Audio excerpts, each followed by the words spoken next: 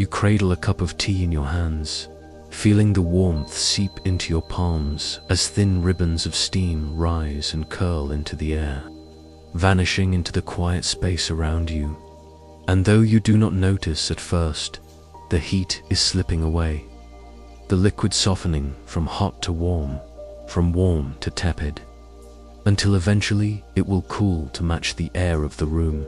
And in that simple, ordinary act, you encounter one of the deepest truths of the universe, that everything moves from order to disorder, from intensity to balance, from the held to the released.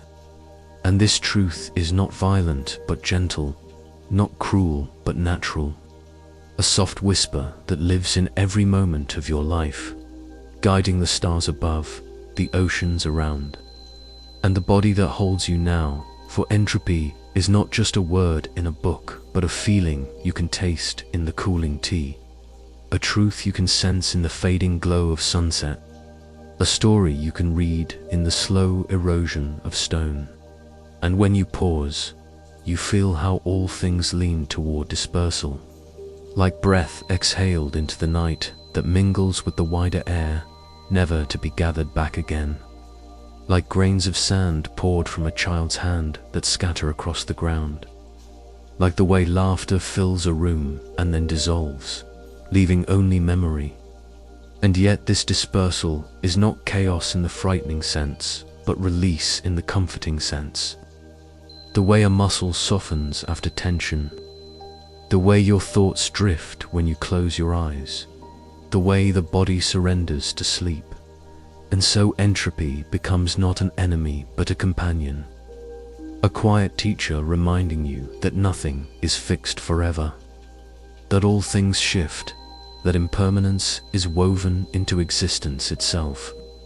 And though the mind sometimes resists, wishing to hold on to warmth, to youth, to moments of beauty, the deeper current continues its flow, shaping everything with patient, invisible hands. Think of the candle in a darkened room, its flame trembling in the air, shining not because it hoards its fuel, but because it spends it, giving away heat and light with every flicker, melting its wax, thinning its wick. And though the flame seems steady to your eye, its steadiness is only a balance of loss, every second a surrender. And yet it is in that surrender that beauty is born.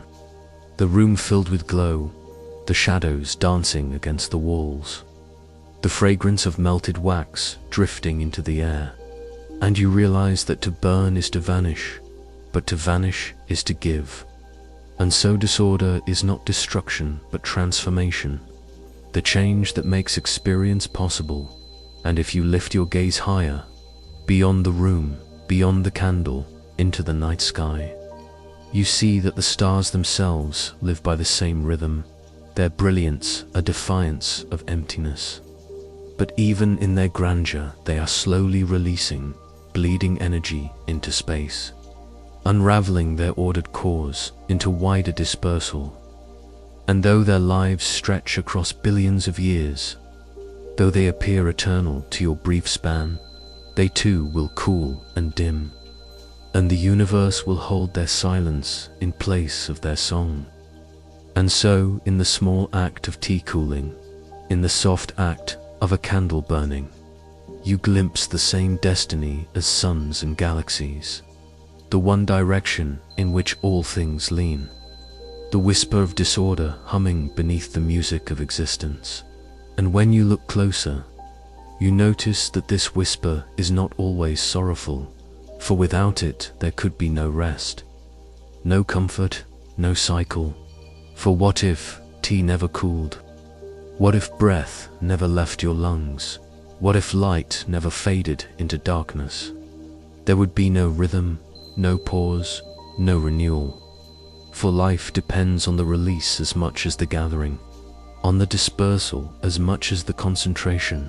And though entropy speaks of endings, it also speaks of balance, for a leaf falls and decays. But in that decay, soil is nourished, and from soil new life rises, And those stars fade. In their fading, they seed the cosmos with heavy elements, iron in your blood, calcium in your bones, carbon in every cell, all born of stellar death. And so your very body is a monument to disorder, made possible by the surrender of suns. And each breath you take is a gift of past unravelings, a cycle of dispersal feeding new form. And this is the paradox that calms you. Disorder does not erase meaning. It creates it, scattering possibilities, weaving new patterns from loosened threads. Close your eyes and feel your own body at rest, the warmth flowing outward through your skin, the gentle exchange with the air, the slow drift of your breath. And you realize that entropy is within you, not just around you, shaping the rise and fall of your energy, guiding the balance of your cells, reminding you of your place in the great current. And the more you lean into it, the more you feel its gentleness, the way it softens the day into night, the way it prepares you for sleep, the way it teaches you that to let go is natural, that to release is peace, that even your memories fade not as punishment, but as part of the same tide, carving space for new impressions, new growth, new quiet. Imagine the grains of salt dissolved in water, once crystalline and sharp, now invisible, blended into the liquid, no longer themselves, yet still present, their structure gone, but their essence dispersed. And that too is entropy, the dissolving of rigid boundaries into openness. And in this blending lies a lesson that identity is not lost when form disperses. It is transformed, part of something larger, something shared, and so too with you. Your warmth merging with the night, your breath mingling with the air, your life a ripple in the wider sea, and the whisper of disorder assures you that though you change, though you fade, you also join, you also belong, endlessly woven into the whole. And as you rest in this awareness, you begin to sense that entropy gives time its shape, its arrow. For you never see a cup of cold tea grow warm on its own, never watch smoke gather itself back into a candle, never feel your body grow younger with passing years. For the direction of time is written by this dispersal, the one-way journey that guides every moment. And though the mind may long for reversal, the deeper comfort lies in acceptance, in letting time flow as it must, carrying you gently forward, always onward, always into new states of being. And so entropy becomes not a threat, but a story, the great unfolding that holds you, a lullaby of impermanence that rocks you toward rest. And as you drift further into calm, you hold one last image, the universe itself, vast and shimmering, galaxies turning like slow wheels of light, stars burning and fading, matter clumping and dissolving. And through it all, the hidden current moves, not seen, not touched, but always felt, the whisper of disorder humming like a secret beneath every surface, reminding you that all things lean toward dispersal. And yet in that dispersal there is beauty, there is creation, there is peace, and you are part of that same rhythm, breathing with it, fading with it, glowing with it, as softly, patiently, endlessly, you are carried into the hidden current beneath all things. When you pause and listen closely, not just with your ears, but with the stillness of your entire being, you begin to sense that beneath every surface, beneath every moment, there is a hidden current, subtle and unbroken, a flow that carries all things without needing to be seen. And though your eyes may only catch glimpses of its effects, the way heat drifts from warm to cold, the way fragrance fills a room, the way ripples spread across a pond after a stone is dropped, The current itself moves silently, weaving through the fabric of existence, binding your life to the stars and the stars to the endless dark beyond. And if you breathe slowly, if you soften enough, you can almost feel it passing through you. The same way you feel the ocean when you stand in its tide, gentle at the ankles, pulling and releasing, never demanding but never stopping. This current is entropy in its most intimate form, not as a theory or a rule, but as the very river that carries reality forward, and though you cannot hold it in your hands, it holds you in its invisible embrace, guiding the course of every change. Imagine again the cup of tea from before, steam rising and vanishing, warmth slipping outward, and then widen your vision to the earth itself, its oceans warming under the sun, releasing vapor that climbs into clouds, spreading until the sky is painted with drifting forms, and then falling again as rain, dispersing once more into rivers and seas. Each droplet part of the great current of dispersal, each moment an echo of the same law. And if you look still wider, beyond Earth, beyond oceans and storms, you see galaxies themselves unfurling, stars bleeding their light into the void, planets scattering their warmth, and the entire cosmos leaning, slowly, gently, toward a greater balance, the hidden current running beneath everything like a cosmic breath. You do not need to understand equations to feel it. You only need to notice how nothing remains fixed, how all things share and shift, how silence gathers after sound, how darkness folds in after light, how your own thoughts drift apart after holding, each one dissolving into the wider field of your mind. The current does not rush, it does not force, it flows with infinite patience, and you, too, are part of its journey. Picture a feather dropped into a still lake. The ripples spread outward in perfect circles, wide and calm, and then they fade into stillness again. But the energy of the drop, the release of motion, has not disappeared. It has only been carried, distributed, shared across the whole surface, into the air above, into the depths below. That is the current. Nothing lost, only transformed. Nothing clinging, only shared. It is the reason why perfume cannot stay in a single corner of a room, why warmth cannot remain locked in a single body, why even galaxies cannot hoard their order forever. For the current draws everything into the wider weave, dissolving boundaries, spreading energy, softening edges, always moving toward rest. And yet, in its patience, the current reveals beauty. For what is music but order dispersing? Each note played on a piano rings bright, then fades, scattering into silence. But it is in the fading that music becomes possible. The silence between notes as vital as the notes themselves.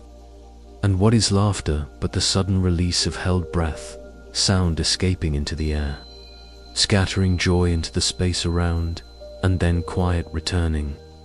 A cycle of dispersal that brings connection, warmth, and memory. The hidden current is not harsh. It is tender. It makes room for experience, carving space for each moment to rise and fall. You feel it in the rhythm of your own breath. Inhalation gathers. Exhalation disperses. The lungs fill, then release.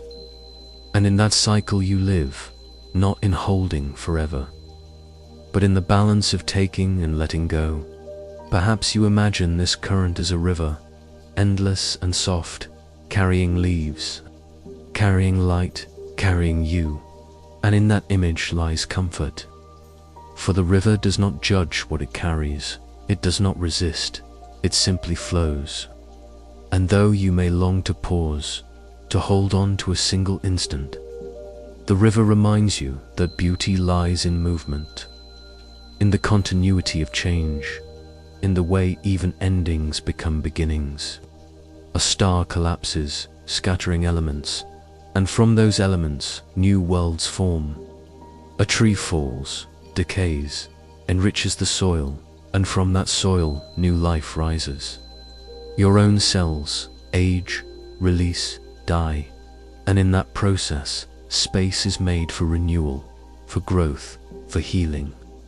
The current does not erase. It transforms.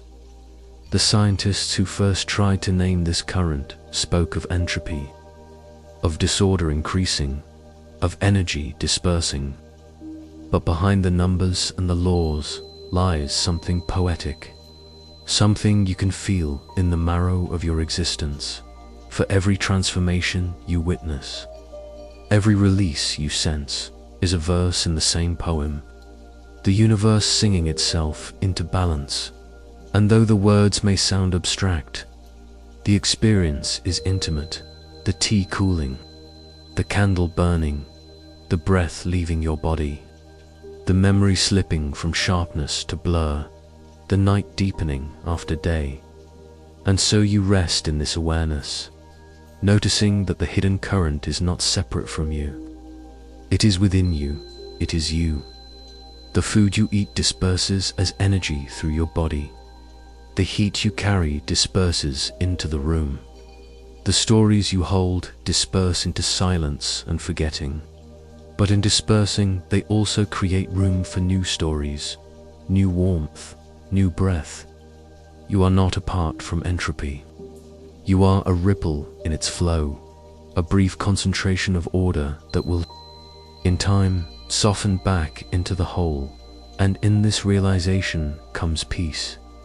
For to resist the current is only to struggle, but to drift with it is to rest, to belong, to feel the tenderness of being part of something endless.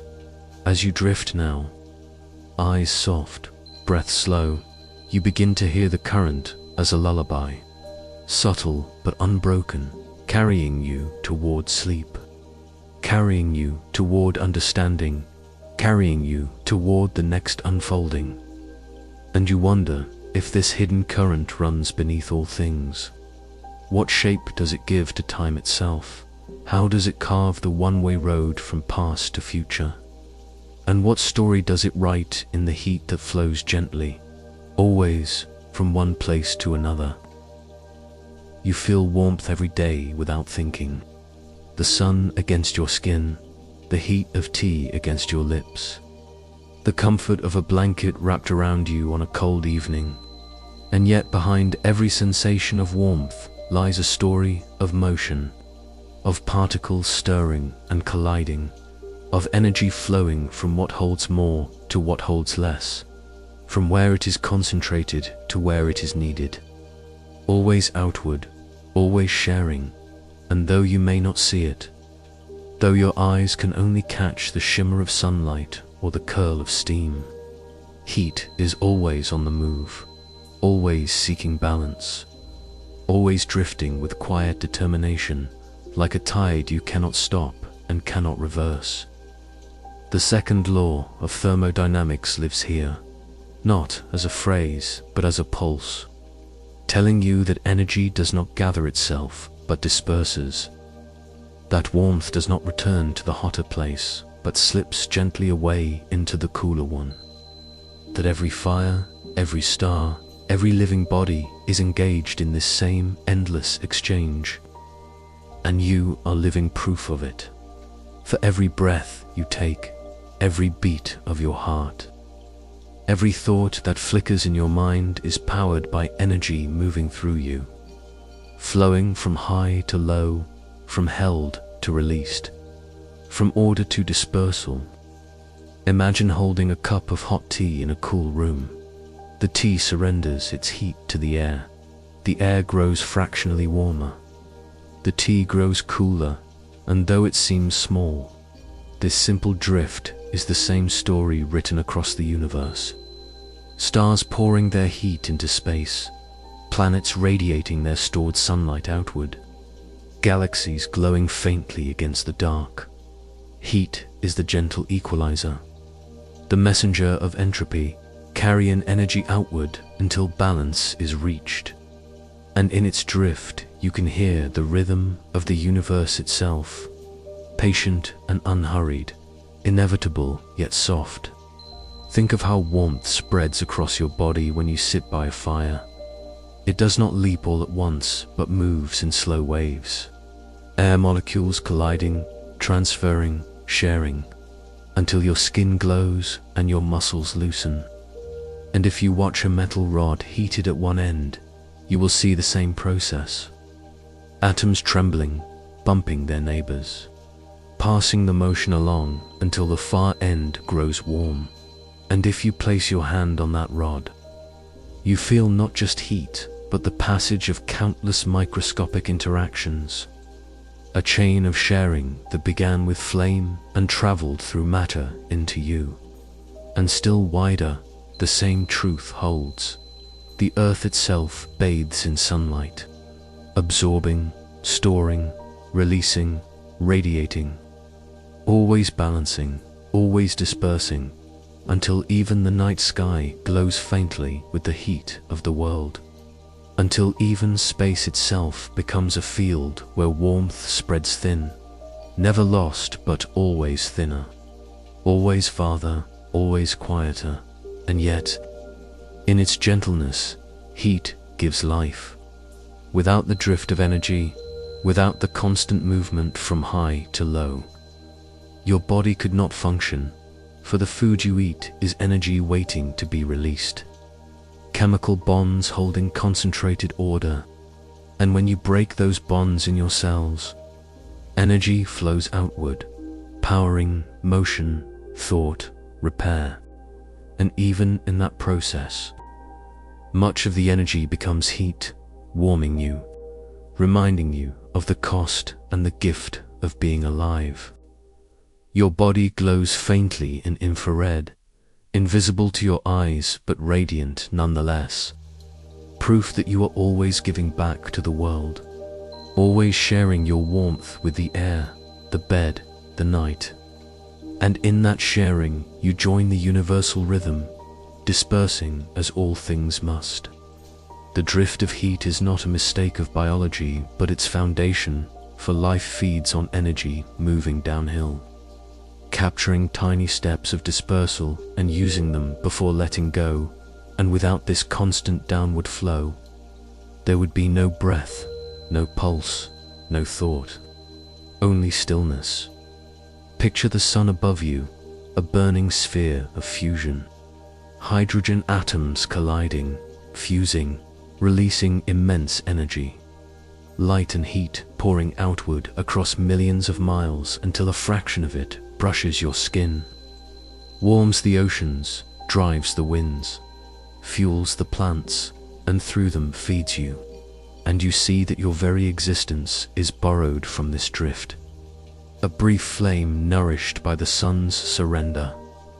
The warmth you feel in your body tonight is sunlight in disguise, once captured by leaves, then transformed into sugars, then carried into your meals, then broken apart inside you, releasing once more, flowing into thought, into breath, into motion, and finally dispersing as heat back into the world, returning to the wider sea from which it came.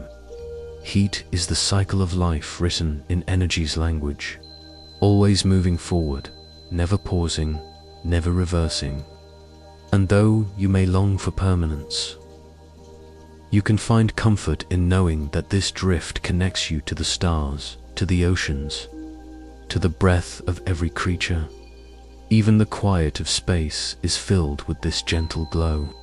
The afterlight of the Big Bang, cosmic microwave background radiation, photons stretched thin by expansion, still carrying the memory of the universe's birth, still drifting outward, weaker, cooler, but never gone.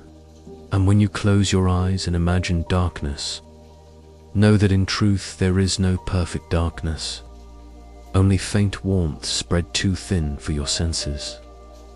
Energy shared so wide it seems like silence, yet still part of the same song. The drift of heat is the universe telling its story, syllable by syllable, moment by moment, dispersal by dispersal, until everything leans toward balance. And in that leaning, time itself is shaped, for heat does not flow backward. It does not gather itself into the hotter place, and so it writes the arrow of time. One way, forward, patient, unstoppable, carrying you from yesterday into tomorrow. And as you rest with this awareness, you realize that the gentle drift of energy is not something foreign or distant, but something you feel in every heartbeat, in every breath, in every night when your body cools into the sheets, releasing the day's stored warmth into the air. And this truth is not frightening, but comforting, for it tells you that you are not apart from the universe, but woven into its rhythm, living as a momentary flame, fed by the sun, releasing into the night, part of a dance that stretches from atoms to galaxies. Heat is not wasted. It is shared. Energy is not lost. It is transformed. The gentle drift is the universe breathing, and you are part of that breath. And so, as your mind quiets and your body softens, you feel the pull of the next question, soft as a tide.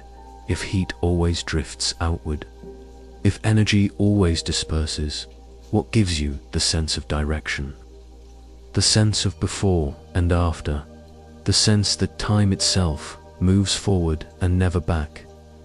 What invisible hand writes the arrow of your days and nights, guiding you into the mystery of tomorrow? You live within time as a fish lives within water, always surrounded, always moving through it, yet rarely stopping to consider what it truly is. And when you do, you notice something undeniable. Time moves forward, never backward, each moment falling into the next with quiet certainty.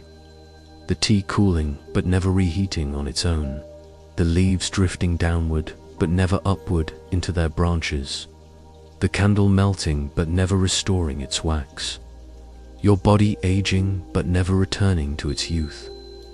And this one-way flow is not an illusion, but a truth etched into the very nature of the universe, guided by the hand of entropy, for it is the dispersal of energy, the spreading of order into disorder, that gives time its arrow, pointing you from past to future, from memory into possibility. And though you may dream of rewinding, though your heart may long to relive what has already passed, the arrow continues, straight and unbroken, carrying you onward like a river that only flows downhill. Time is not simply measured by clocks or calendars. It is experienced through change, through the way warmth slips away, the way light fades, the way memories form and blur. And beneath all these changes lies entropy, whispering the direction, ensuring that moments line up in sequence rather than scatter in confusion, ensuring that your life has a story, with a before, a now, and an after. Close your eyes and imagine the ripening of fruit.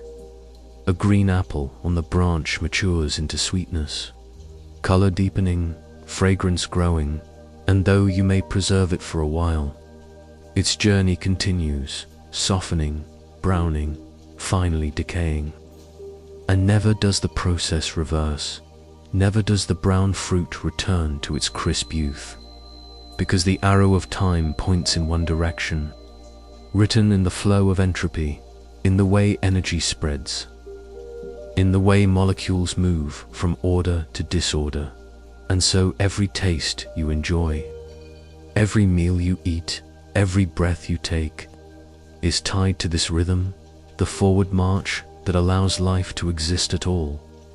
For if time had no direction, if processes could simply reverse themselves at will, there would be no growth, number change, no narrative, only stasis or chaos.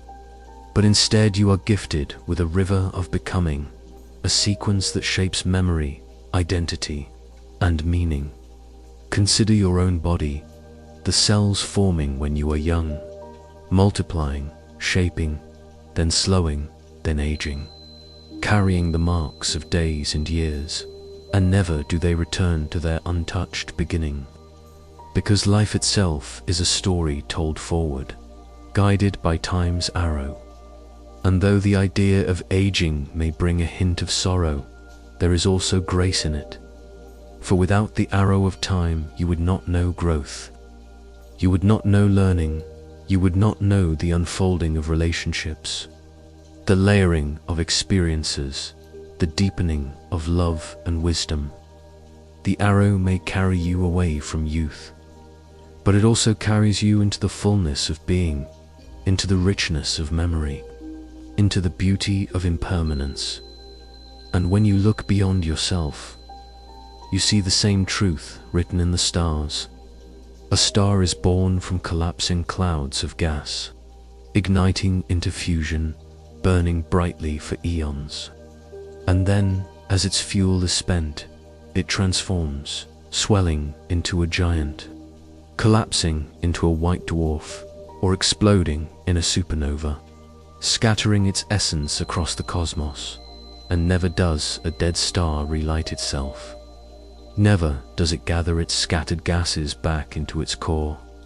4 times arrow points forward, carrying even suns into their destinies.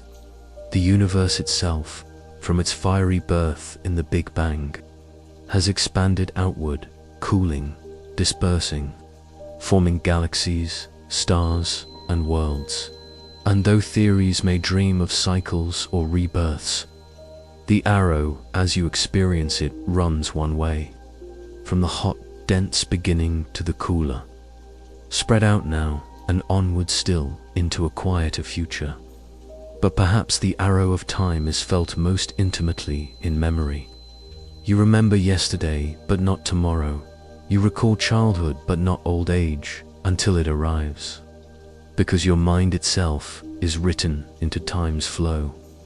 Neurons wiring, patterns forming, moments recorded in one direction only. The trail of entropy carved into your very awareness. Memory is the proof of time's passage, the imprint of its forward journey. And though forgetting may soften those imprints, the direction remains, guiding you gently from what has been into what has not yet come. To live is to ride the arrow, to face forward, even as your mind glances back. And so you rest in this truth, feeling both the inevitability and the tenderness of it. You cannot reverse the arrow, but you can lean into it. You can find comfort in knowing that it gives shape to your life, that it turns moments into stories, that it allows endings and beginnings to coexist in a larger arc, without entropy's insistence, without the drift of energy that marks one moment from the next. Time would be meaningless. Your days would blur into stillness. Your life would have no unfolding. And so even as you feel the pull of impermanence, you can also feel gratitude. 4 times arrow is not just a reminder of endings, but a gift of becoming. And as you breathe, slow and steady, you feel the arrow moving through you now, carrying you gently into the night, carrying you into rest, carrying you into the unfolding of the universe itself. And in the stillness of this awareness, you sense the next truth waiting, soft and inevitable, that even the stars, brilliant in their defiance, burn their order away. And in that burning lies another story of entropy, another verse in the great poem of dispersal, another step in the journey you are about to take.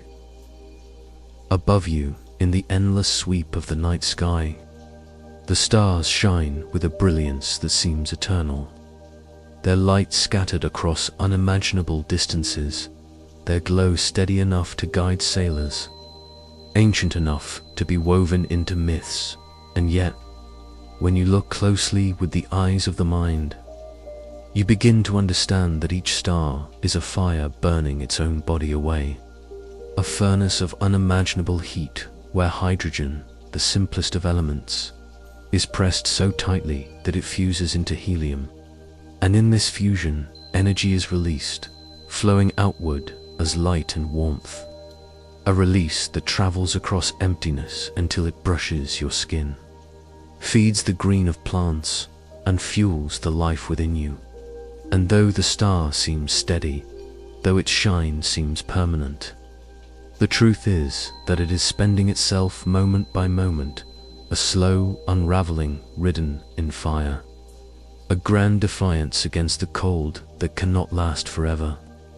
You hold this awareness gently, realizing that the very order within a star, dense, concentrated, structured in its core, is being undone with every second. Entropy carrying its energy outward into the dark, scattering photons into the void. And though the scale is vast, though billions of years stretch between a star's birth and its quiet death, the direction is the same as the cooling of tea or the fading of a flame, for entropy does not favor size. It does not change its whisper, it carries all things, small or cosmic, toward dispersal, toward rest. Imagine a star's beginning, a great cloud of gas drifting in space, thin and cold, slowly pulled together by gravity. Atoms gathering, pressure rising, until suddenly, in the hidden center, fusion ignites, and the star is born, blazing against the dark. Its light spreading into the cosmos, its gravity shaping planets, its warmth creating the possibility of life. For millions, even billions of years, the star holds this balance, burning steadily, its outward radiation balanced against the inward pull of gravity, and to the eye of the night watcher, it seems unchanging, a beacon fixed against the black. But within, its fuel is being consumed, its order undone, its future quietly written. For the hydrogen will not last forever, and when it dwindles, the balance will falter, and the star will change.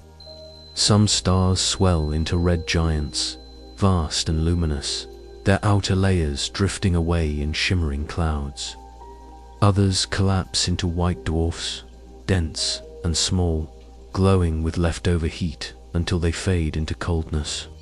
And the largest stars explode in supernovas, scattering their elements across the galaxy in bursts of brilliance that outshine whole galaxies for a moment, leaving behind neutron stars or black holes, strange remnants that whisper of extremes. And though this story may sound vast and violent, to entropy it is simply the same song, the same dispersal, the same drift from concentrated fuel into scattered energy, from ordered beginnings into quiet balance. The stars burn their order away, and in their burning they write the history of everything you know. For the iron in your blood, the calcium in your bones, the carbon in every cell, all of it was forged in the hearts of stars, released in their deaths, scattered into clouds that formed the earth, gathered again into you.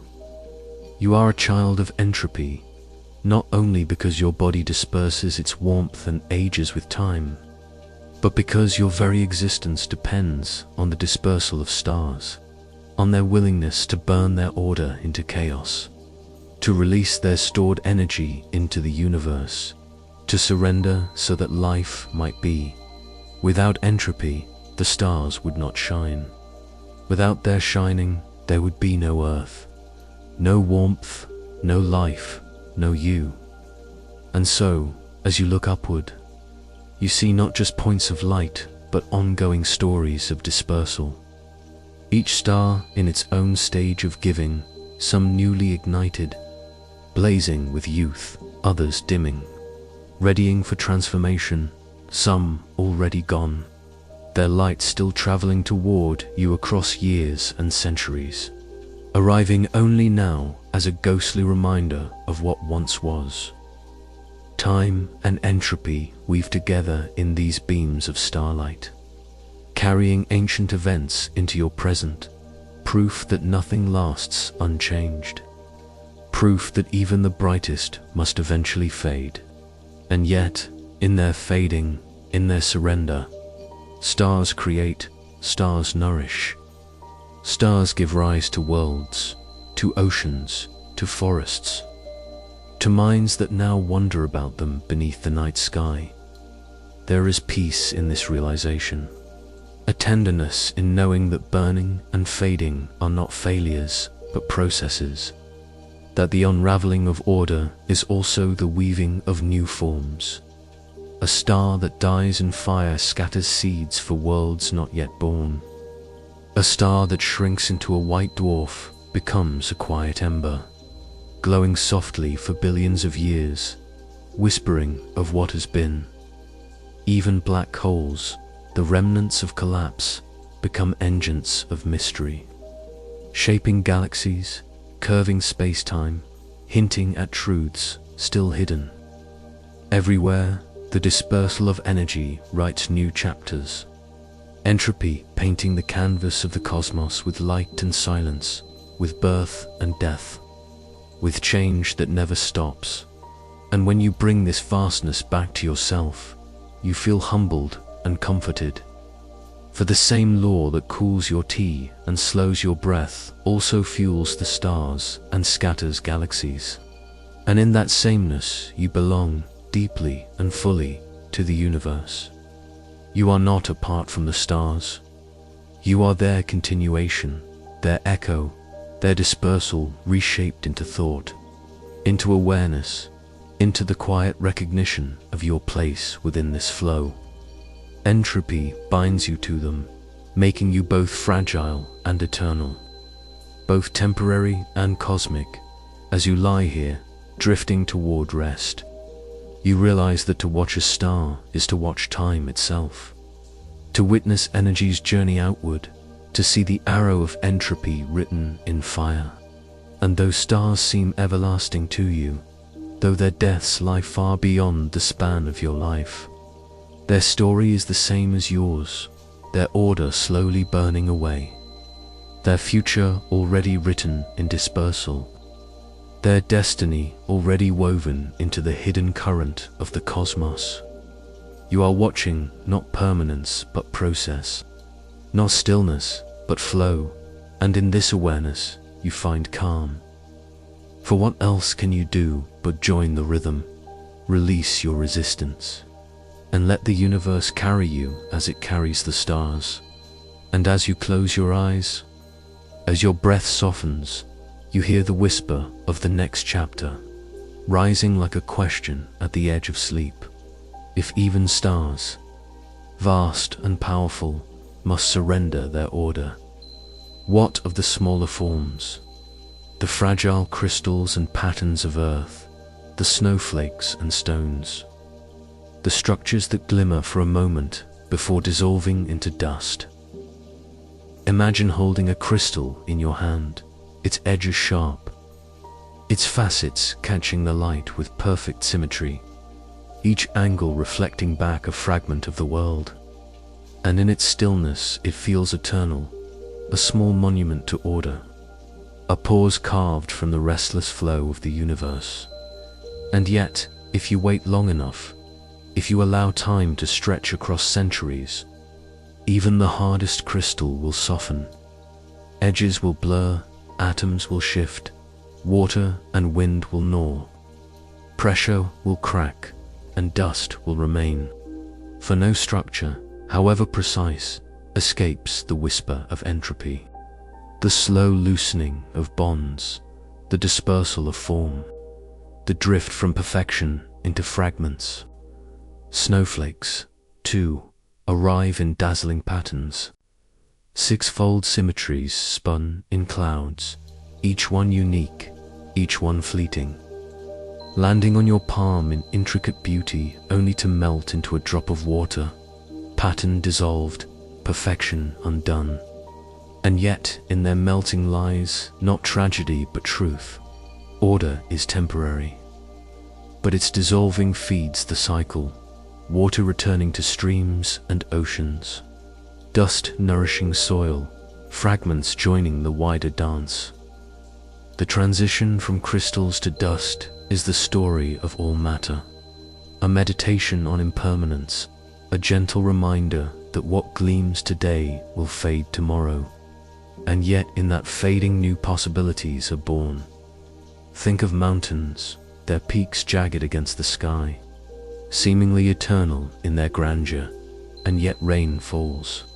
Rivers carve, winds erode, glaciers grind, and over millennia even the tallest summits crumble, rocks breaking into stones, stones into gravel, gravel into sand, sand into dust, and dust into soil, until what was once towering and immovable becomes the ground beneath your feet, fertile, nurturing, alive with new growth.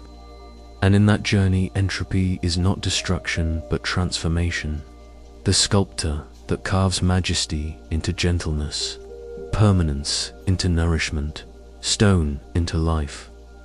The great cathedrals built of marble, the monuments of empire, the polished statues of kings, all given enough time, soften, crack, weather, crumble. Dust gathering where once there was symmetry, and yet the dust does not vanish. It becomes part of air, of soil, of seas, endlessly rejoining the cycle. What appears as loss is only dispersal. What seems like ruin is only change, and if you look closely, you see that this is the story written into every structure, every order, to shine, to hold, to dissolve, to scatter, to begin again. On the scale of atoms, the story is the same. A crystal forms when particles lock into alignment, each one held in place by bonds, the whole shimmering with structure. But the bonds are never perfect. They vibrate, they shift. They respond to heat, to pressure, to time. And eventually alignment is lost, disorder seeps in. Atoms slip from symmetry into randomness, and the crystal becomes fragments, no less real, no less matter, but no longer ordered, no longer gleaming, their beauty now hidden in dispersal. And when you extend this vision outward to planets and moons, you see again the same pattern. Mars, once geologically alive, now weathered and dust-choked. The moon, its sharp craters softened by time and micrometer. Even Earth, alive and dynamic, constantly reshaping itself as mountains rise and erode, seas advance and retreat, crystals forming deep within and then breaking apart as they surface. Everywhere, order forms, order dissolves, dust remains, and dust itself becomes the seed of new cycles. And yet, as you reflect, you notice that the beauty lies not only in the perfect crystal, but in the dust as well. For dust carries stories. The fine particles in your home contain fragments of wood, of soil, of pollen, of skin, each one a trace of something larger, each one a reminder of connection. The dust in deserts travels on the wind, carrying minerals across oceans to feed rainforests, nourishing leaves half a world away. The dust of ancient stars, scattered in explosions, seeded the clouds that formed the earth, and that same dust now flows in your veins as iron, breathes in your lungs as oxygen, builds your bones as calcium. Dust is not the end of order, but its continuation, order undone and re-given, fragments joining the larger whole. Entropy, in this way, is not only the fading of beauty, but its redistribution, spreading what was once concentrated into the wider fabric of life.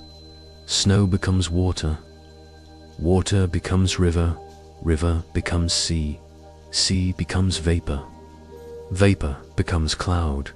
Cloud becomes snow again. The crystal dissolves, but the cycle continues. A mountain crumbles into dust. Dust feeds soil. Soil grows forests. Forests fall and decay, and from there remains new growth rises. The monument fades, but the cycle continues. Even within you, cells die, proteins break, structures dissolve. But in their dissolution, new cells grow, energy flows, life continues. From crystals to dust, from order to dispersal. The journey is never an ending, but a transformation.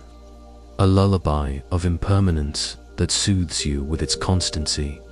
As you rest in this awareness, you begin to see that the miracle is not in resisting entropy, but in flowing with it, in finding beauty in both crystal and dust, in cherishing the gleam while it lasts and honoring the fragments when they scatter. Life itself is fragile order, brief and shining like a snowflake on the palm. And yet its fragility is what makes it precious, its impermanence what gives it meaning. For if nothing ever faded, if no crystal ever dissolved, there would be no cycles, no renewal, no life. It is the gentle undoing that makes way for growth, the dispersal that makes space for new form. And so you close your eyes and imagine dust drifting in sunlight, golden motes swirling in the air, remnants of countless stories, quiet and unhurried, carried by invisible currents, settling, lifting, settling again, never lost, always moving. You feel yourself among them, one more pattern dissolving, one more form returning, part of the same law, the same cycle, the same gentle dispersal. Entropy guides crystals into dust, dust into soil, soil into life. And in this endless transformation you find peace, for nothing is wasted, nothing is meaningless. All things flow into one another, and in the soft quiet of this realization, you begin to sense the next unfolding, that among all the fragile orders the universe creates, there is one especially delicate and astonishing, a pattern that resists dispersal for a time, weaving energy into form, memory into matter, a flame into flesh, the fragile miracle of life, shimmering like a brief star against the night. In the quiet rhythm of the universe, where stars burn their order away and crystals dissolve into dust, something fragile and astonishing emerges. Something that seems to stand against entropy for a time, weaving fleeting patterns of order from the chaos around it, shaping warmth into movement, chemistry into consciousness, matter into meaning, and this miracle is life, delicate as a soap bubble drifting in the air, radiant as a leaf opening to sunlight, brief as a spark carried by the wind. And yet within its fragility lies the most profound of wonders. For in a cosmos that leans toward dispersal, life gathers, organizes, resists, holding structure in the face of dissolution, only to eventually yield, to join again the greater flow. But in the holding, in the brief pause, something extraordinary happens. Awareness awakens, memory forms, love blooms, and the universe comes to know itself through the eyes of its fragile children. Imagine the first cell in Earth's oceans, a simple bubble of membrane enclosing a spark of chemistry, order rising from disorder. Entropy momentarily held back by the capture of energy, and from that spark, replication, variation, survival, growth, until billions of years later, forests stand, animals run, humans wander, and still the same law hums beneath it all. The current of entropy flowing patiently, allowing life only because life has learned to dance with it, capturing energy as it falls. building order not in defiance of entropy, but because of it. Life is not a violation of the second law. It is an expression of it, a delicate borrowing from the downward flow, a system that survives by taking in energy, transforming it, and releasing what it cannot keep. And so every heartbeat, every breath, every thought is a transaction with entropy, a fragile holding of order in a world that leans toward dispersal.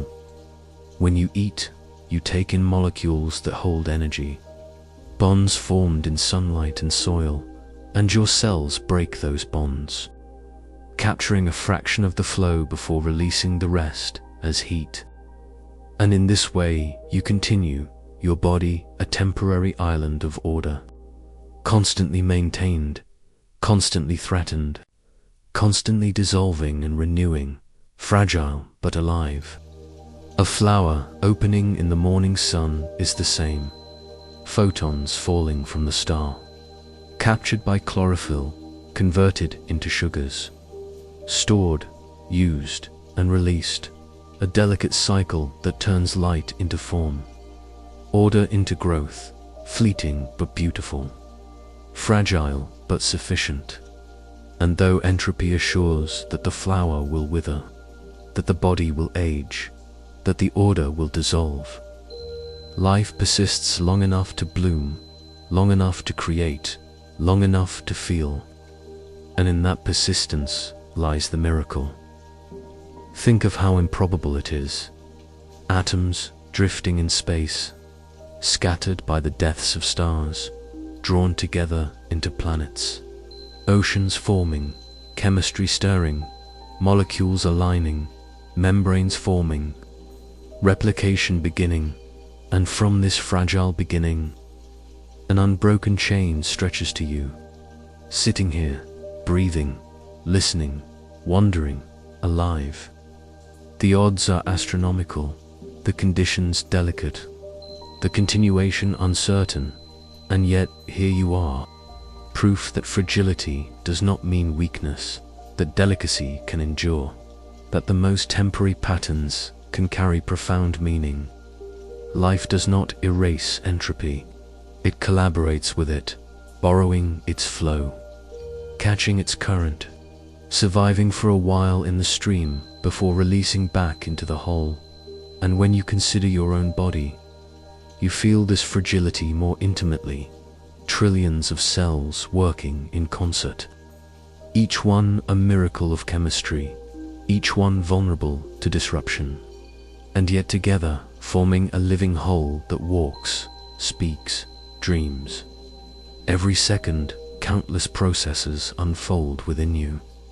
Energy captured, molecules built, waste released, order maintained at immense cost. And yet you barely notice, for it feels natural, as though it should simply be. And yet the truth is that it is extraordinary, improbable, a fragile miracle unfolding moment by moment, always on the edge of dispersal, always leaning toward dissolution, but always renewed until one day it is not. Life is not permanent, but it is abundant, and its abundance makes its fragility all the more astonishing. For the earth overflows with forms, each temporary, each delicate, each shimmering briefly before fading.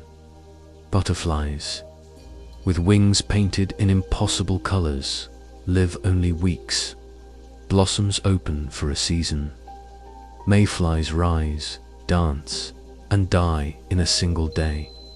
Even the long-lived trees, the great redwoods and baobabs, will eventually yield, their wood softening, their roots crumbling, their dust returning to soil. Fragile, all of them, and yet their fragility is not a flaw but the essence of their beauty. For in their briefness they shine, in their impermanence they create.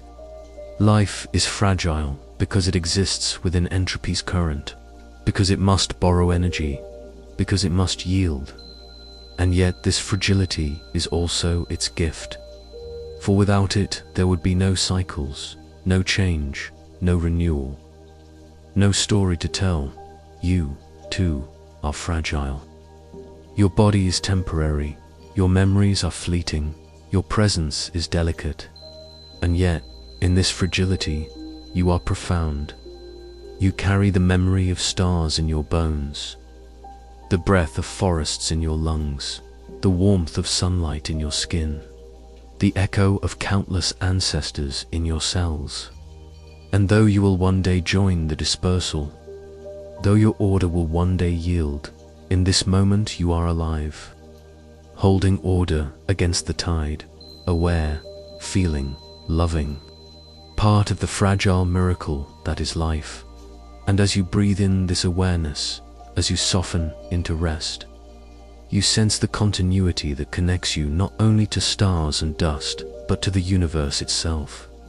For in your fragility you mirror its in your persistence you mirror its creativity, and in your surrender you mirror its balance. The fragile miracle of life is not apart from entropy. It is born of it, dependent on it, woven into it. And as you rest now, you begin to sense another unfolding truth, that just as life holds memories in cells and minds, the universe, too, carries memory in its dispersal. Each change a record, each trace a story, entropy itself a kind of cosmic diary. And so the next chapter opens, the memory of the universe. Memory is not only the province of your mind, not only the fragile network of neurons firing and rewiring within your skull, but a quality woven into the universe itself, a record written in the dispersal of energy, in the traces entropy leaves behind as it guides all things forward. For every transformation carries an imprint, every change leaves a signature. Every scattering of order into chaos becomes a kind of diary etched into the fabric of existence. And when you look around, you see memory everywhere, in the rings of a tree, telling of seasons long past, in the layers of stone, preserving ancient seas and mountains, in the fossils hidden in rock, whispers of creatures long gone, in the starlight traveling for millions of years, arriving only now to touch your eye, carrying the story of a star that may no longer exist. Memory is the way entropy marks time, the way the past lingers even as the present unfolds, the way traces persist even as forms dissolve. And when you reflect upon this, you realize that the universe remembers, not in words or images, but in patterns, in dispersal, in scars and echoes and remnants that cannot be erased. Your own memory, fragile as it is built upon this universal principle. Neurons fire, synapses strengthen, molecules shift, leaving behind physical traces that encode experience. And though you may forget, though details blur and fade, the process itself is entropy's record, a reshaping of matter that cannot be undone. Each memory you hold is an arrangement of molecules, an order carved against the tide. And yet it too will one day soften, disperse, fade into silence. For the mind is not separate from the universe, it is part of the same current. And its remembering and forgetting are echoes of the greater dispersal. And yet, just as the tree carries its rings, just as the earth carries its fossils, your life carries its imprints, shaping who you are, shaping the path you walk.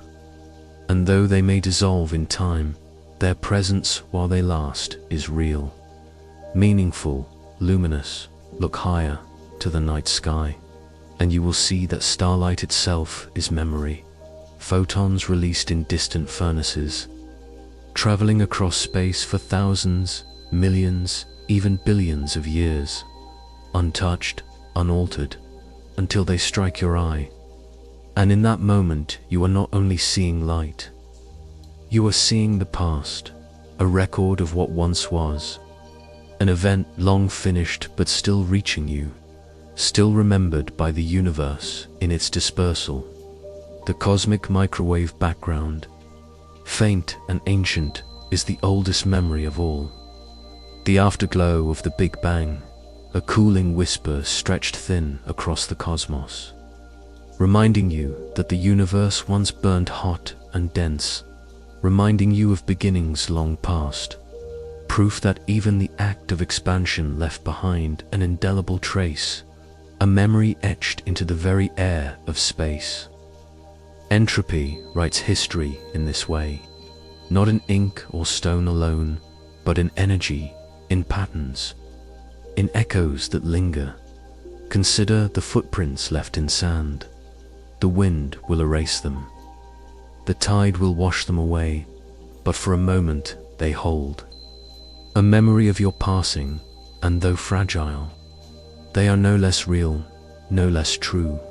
The same is true of the universe. Galaxies carry the marks of collisions. Craters remember the fall of meteors. Mountains remember the force of uplift. Valleys the passage of rivers. Everything bears the mark of what has touched it, and in this sense, the universe remembers endlessly, even if you do not. Entropy ensures that nothing is undone without leaving traces. Nothing disperses without leaving echoes. And though time erodes clarity, though details dissolve, the memory of the act itself remains, woven into what follows. Your own body is a book of such memory. Scars on your skin tell of wounds that healed. Muscles hold the memory of movements repeated until they feel natural. Cells carry the imprint of age, telomeres shortening, DNA mutating, proteins folding imperfectly, each change a record of time past. Even your breath carries memory, for the air you inhale holds atoms once exhaled by trees, by animals, by people long gone. Their essence dispersed but lingering, woven into the present moment. In this way, you are never only yourself. You are a living archive of the universe, carrying the memory of stars, of Earth, of ancestors, of countless transformations. And so you begin to see that entropy, which once seemed like only loss, is also remembrance. The way the universe keeps its history, the way time is preserved. Without entropy, there would be no arrow of time, no record of past and present, no memory in you or in the cosmos. Only stillness without story, existence without becoming. But because entropy guides change, because dispersal leaves traces, memory is possible, and through memory, meaning. You remember joy, you remember love, you remember sorrow, and though these memories may fade, while they last, they connect you to moments beyond the present, weaving continuity into your fragile life. The universe remembers, too, through light, through stone, through energy's dispersal, and in that, remembering it, too, finds continuity, a story stretching across billions of years. And as you rest in this realization, you feel comfort in knowing that even when forms dissolve, even when lives fade, traces remain, echoes persist. Memory endures in some form, carried forward, reshaped, dispersed but not erased. You are not forgotten, for the atoms of your body, the warmth of your breath, the impact of your actions, all ripple outward, all leave marks, all join the memory of the universe itself. And in this thought, tender and soothing, you sense the next truth waiting to be explored, that this memory is not only out there, in the stars and stones, but within you as well.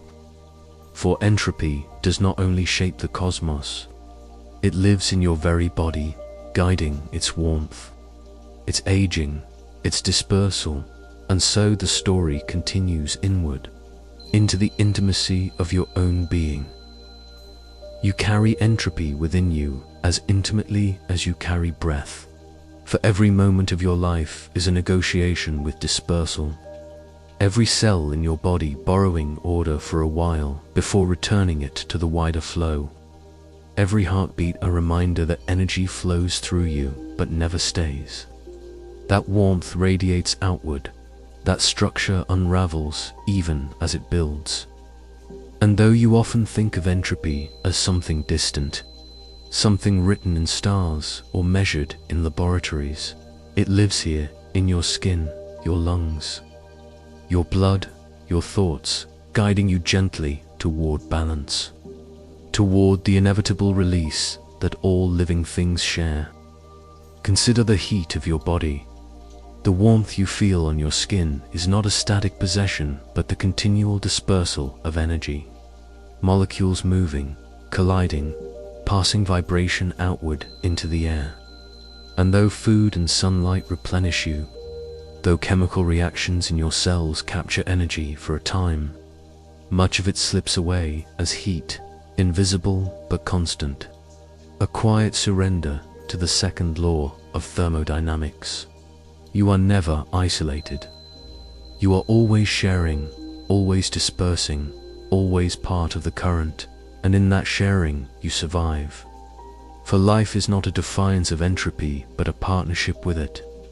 A delicate dance in which your body holds order by borrowing energy from its surroundings, capturing it as it flows downhill, using it briefly, then releasing it back as warmth and waste. Every breath you take is an act of entropy. Oxygen molecules entering your lungs, spreading through membranes, binding to hemoglobin, traveling through blood, delivering themselves to cells where they help capture energy from food, and in that capture, entropy is both resisted and affirmed.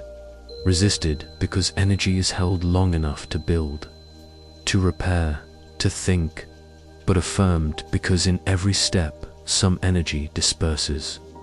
Some warmth leaves, some molecules drift into randomness. When you exhale, carbon dioxide flows outward, the byproduct of countless tiny transformations, and you release it into the air, where it joins the wider atmosphere, where plants may capture it again, where cycles continue. Even your thoughts are bound to this flow. Neurons firing, electrochemical signals passing, requiring energy, releasing heat, shaping patterns that become memory and then fade. Consciousness itself is fragile order, dependent on a constant input of energy, constantly producing dispersal, and then there is aging, the most intimate mark of entropy upon your body. Over time, cells accumulate damage, proteins misfold, DNA mutates, telomeres shorten, systems lose efficiency. And though your body repairs and renews itself for decades, the balance tips slowly toward disorder. The order harder to maintain, the dispersal harder to resist. And so you wrinkle, tire, weaken, not as punishment but as the natural song of entropy. The same drift that cools tea, dims stars, and dissolves mountains. To age is to feel entropy's touch directly, to embody the universal law in flesh. And though it may bring sorrow to think of endings, there is also tenderness in recognizing that you are part of the same rhythm as everything else, that your fragility connects you to stars and stones, that your body's dispersal is the continuation of a story written everywhere. But do not mistake fragility for failure, for in your body's entropy lies meaning, possibility, even beauty. You eat, and food disperses into energy, fueling you. You walk, and that energy disperses into motion and heat, carrying you forward. You sleep, and in your rest the body releases tension, disperses the day's fatigue, resets for another cycle. Even in sickness, in fever, in exhaustion, entropy is visible, heat pouring outward, systems unraveling, energy scattering. And yet, even here, there is balance. Even here, life negotiates. Sometimes recovering, sometimes not, but always part of the current. You are not separate from entropy. You are its partner, its expression, its fragile experiment in order held for a while. Think of scars on your skin. They are entropy's record. Order disrupted and then reshaped into something new. Think of memory fading. It is entropy in your mind. Connections loosening, order dissolving. Space made for new patterns or simply for quiet. Think of your breath cooling in the air. Entropy leaving you, dispersing warmth and moisture into the night. You are porous, open, in constant exchange, always giving and receiving, never still. And this exchange is not loss. It is connection, it is belonging, it is proof that you are woven into the fabric of the universe, that your body is not a part, but a node in the great web of dispersal. Even death, the final surrender of bodily order, is entropy not as annihilation, but as release. The energy of your body dispersing into heat, the molecules of your flesh returning to soil, to air, to water, feeding the cycles that continue. Atoms joining new forms, fragments scattering into endless possibilities. The entropy of your body is not the end of you, but the continuation of matter and energy in new patterns. The closing of one chapter and the opening of countless others. Your warmth becomes the warmth of the air. Your molecules become the molecules of earth. Your essence disperses but remains, forever part of the wider whole. And as you rest with this awareness, you find calm in the truth that entropy is not only decay but connection, not only dispersal but belonging, not only endings but transformation. Your body teaches you this every moment, in breath, in warmth, in fatigue, in memory, in aging, in rest. You are not separate from the law. You are its poem, its fragile miracle, its ongoing story. And as your mind quiets, as your breath slows, you begin to sense the next unfolding, the next meditation. If your body and all life borrow energy against entropy's current, how does society itself, human civilization, depend upon this flow? How does the world you have built balance on the economics of energy? Every civilization that has ever existed is, at its heart, a story of energy. For just as your body survives by borrowing from the flow of entropy, so to do societies rise, grow, and fall by capturing and spending energy, balancing the temporary order of cities, cultures, and dreams against the constant drift of dispersal. And though you may think of economics as numbers, coins, or markets, the deeper truth is simpler and older. It is always energy, gathered and released, concentrated and dispersed, borrowed for a time before it slips back into the wider current. Imagine the first humans striking flint to spark fire, capturing warmth and light, turning wood into flame, dispersal into comfort, and from that moment on, civilization unfolded in the rhythm of energy flows. Fire led to cooking, warmth, protection. Later came wind in sails, water turning wheels, beasts of burden pulling weight, each a way of catching the downward flow of entropy and bending it briefly into usefulness. Coal followed, dense sunlight from ages past, burned to heat, to steam, to motion, fueling trains, factories, revolutions. Oil and gas joined, concentrated energy drawn from deep time, burned into movement and power, releasing heat and carbon into the air. Electricity arrived, invisible rivers of energy flowing along wires, lighting nights, humming in machines, glowing in screens. Nuclear reactions captured the deepest bonds, unleashing heat from the very heart of atoms. And through each shift, the pattern remained the same. Energy is borrowed, order built upon it, and then dispersal continues. Waste heat rising, molecules scattering. Entropy never defied, but managed, balanced, bargained with for a while. Look at a city glowing at night from above, a constellation of lights mirroring the stars, and realize that every bulb, every engine, every hum of current is energy being dispersed, captured for a brief moment to illuminate, to move, to connect, but always slipping away, always carried into the air, into the oceans, into the background heat of the earth.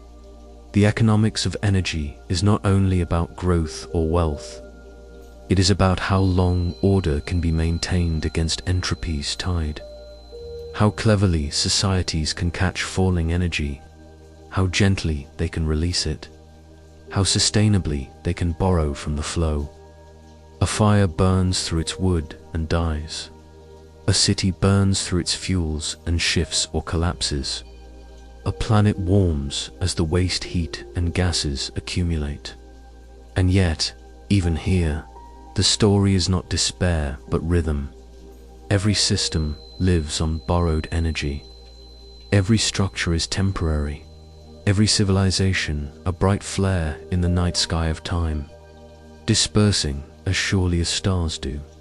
Think of the fields of crops, green with sunlight captured in leaves, photosynthesis turning photons into sugars, storing them in roots and fruits, and through them into your meals. This is the original economy, the great transaction between star and earth. Order built on the flow of light, and it is fragile, dependent on seasons, on rain, on soil, all of which are themselves entropic processes. Dispersals balanced just enough to sustain growth. Think of wind turbines, their blades spinning in invisible currents, catching moving air that itself is only the dispersal of uneven heating by the sun.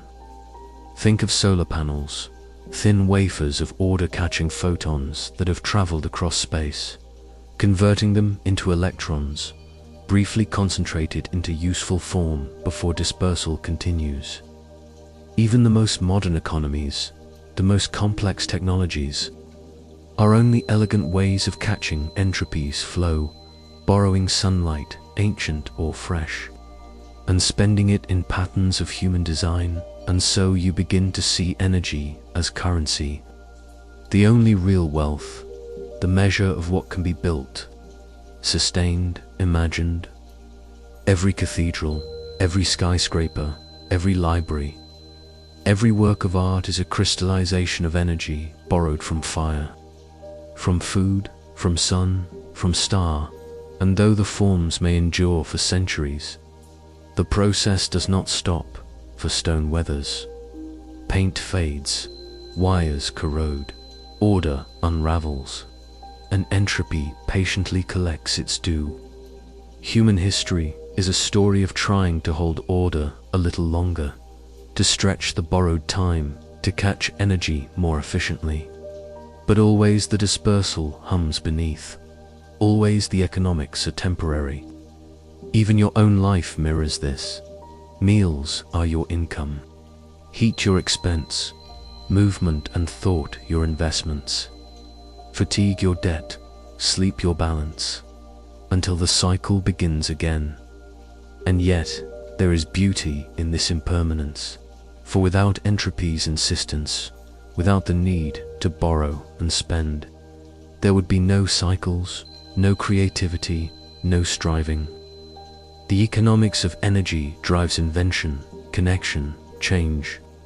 Societies rise because they learn to harness fire, to till soil, to build engines, to wire grids. And they falter when the flow shifts, when fuel runs low, when balance is lost. Entropy writes the laws of history as surely as it writes the cooling of tea, the fading of stars, the aging of bodies. And through it all, energy flows onward, shared and reshaped, dispersing into forms uncountable, yet always conserved in total, never lost, only transformed as you soften into this awareness, lying still. You can almost hear the hum of the world's energy around you, the faint buzz of electricity, the warmth of your own skin, the quiet dispersal of breath into the air. You are surrounded by transactions, countless exchanges unfolding at once, each one a small story in the larger economy.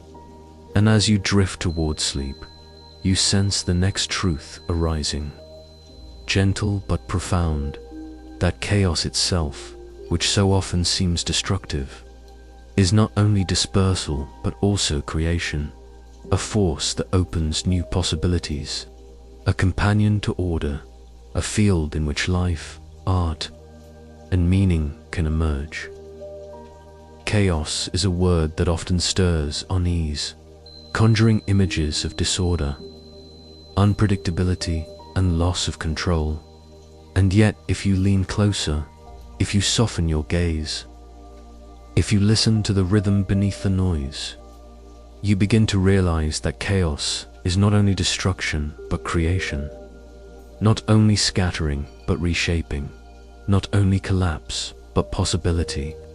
For in the dispersal of energy, in the breaking of old patterns, new patterns are always born, fragile and beautiful, shimmering in ways the old could not have imagined. Entropy may dissolve structures, but within that dissolution lies the seed of emergence, the chance for novelty, the birth of complexity. Consider the early universe, a hot, chaotic soup of particles, wild and restless, colliding and scattering in seeming randomness. And yet from that chaos galaxies emerged, stars ignited, planets formed, and life began. Out of turbulence came structure, out of disorder came order, not in spite of entropy, but because of it. For the universe is not a clockwork machine ticking into stillness, but a flowing field of energy where chaos feeds creation. Look at the way rivers carve valleys.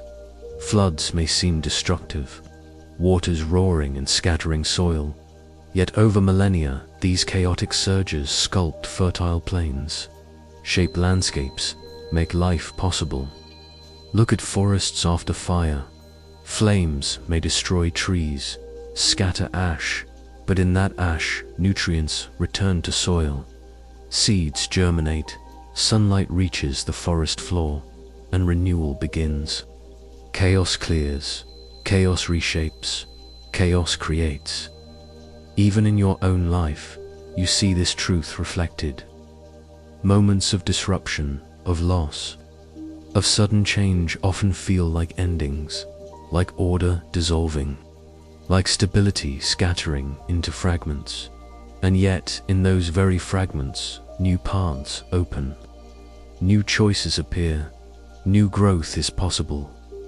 A job lost may lead to a new calling. A relationship ended may lead to deeper self-discovery. An illness may slow you into reflection that reshapes your priorities. Chaos unsettles, but in its unsettling, it creates space. It makes room for what could not emerge in the safety of rigid order. Just as earthquakes shift the earth, just as storms mix the seas, just as fire clears the forest. The chaos of your life is not only the breaking of what was, but the opening to what may be science. 2 reveals chaos as creative. In the study of complex systems, weather patterns, ecosystems, even the beating of your own heart, small variations can lead to profound outcomes. Unpredictability giving rise to diversity, turbulence giving rise to balance. Chaos theory shows that even apparent randomness carries structure, fractals forming, strange attractors guiding, hidden patterns shimmering beneath the noise. A coastline jagged by waves appears chaotic, but zoom closer and you see repeating curves, fractal beauty born of turbulence. Clouds billowing in the sky seem disorderly, but within them heat, moisture, and pressure dance in patterns that sustain rain, storms, life itself. Even your heartbeat, though steady, contains small fluctuations, tiny irregularities that keep it alive, for perfect rigidity would be death. But slight chaos sustains resilience. Entropy, then, is not only the drift towards stillness, but the source of dynamism, the field in which creativity blooms. Without chaos, the universe would be sterile, static, locked in rigid patterns that allow no growth, no life. It is because order dissolves, because energy disperses, because structures collapse, that new forms emerge, new complexity arises, new beauty is born. You are alive because chaos stirred the oceans of early Earth, mixing molecules, sparking reactions, forming fragile cells. You are aware because neurons fire in patterns both ordered and chaotic, weaving consciousness out of fluctuations. You are creative because your mind can wander, drift, break old associations, form new connections. Chaos within thought becoming art, music, discovery. And so, instead of fearing chaos, you can learn to rest within it, to see it as the canvas upon which newness is painted, to recognize that even when your own life feels scattered, entropy is not only dissolving but also making space, not only erasing but also seeding. The discomfort of uncertainty is the soil of possibility. The scattering of plans is the opening to imagination. The breaking of form is the prelude to transformation. To live is to move between order and chaos, between stability and flux, between patterns held and patterns undone. Both are necessary, both are beautiful, both are parts of the same whole. Close your eyes and picture a field of stars. At first they seem scattered, random, a chaos of points against the dark. But look longer, and patterns emerge. Constellations, galaxies, clusters, filaments stretching across the cosmos, structure rising out of apparent randomness, beauty woven from entropy's dispersal. This is the nature of the universe itself. Chaos feeding creation, disorder birthing order, entropy not as an enemy but as a companion, a guide into deeper complexity. And as you drift into this vision, you sense the next unfolding truth, that while chaos creates, humans often long to freeze order, to preserve what is, to pretend it will last, even though entropy patiently teaches otherwise. And so the next chapter calls you into reflection on the illusions of permanence, on when order pretends to last. Across history and across your own life, you see order built as though it could endure forever. Monuments rising in stone, libraries filled with books, traditions woven into culture, technologies shining with promise. And for a moment it feels as if permanence has been captured, as if human hands have found a way to resist entropy's current, to carve meaning into forms that cannot fade. But if you look closely, if you listen patiently, you begin to notice that all such order is temporary, a pause in the great dispersal, a fragile balancing act that will one day give way. For no stone is eternal, no empire unshakable, no structure immune to the soft and patient touch of entropy. The pyramids of Egypt stand tall, vast and ancient, yet their edges weather, their stones shift, their surfaces erode grain by grain. Great walls crumble into earth, statues crack and topple, cities sink beneath sands or seas. And though they endure longer than human lives, they too lean toward dispersal. Even words carved in stone eventually fade, their edges smoothed by time until they can no longer be read. The illusion of permanence is powerful, but it is an illusion nonetheless. In nature too, the same truth unfolds. Mountains appear immovable, but wind, water, ice, and time carve them down to valleys and plains.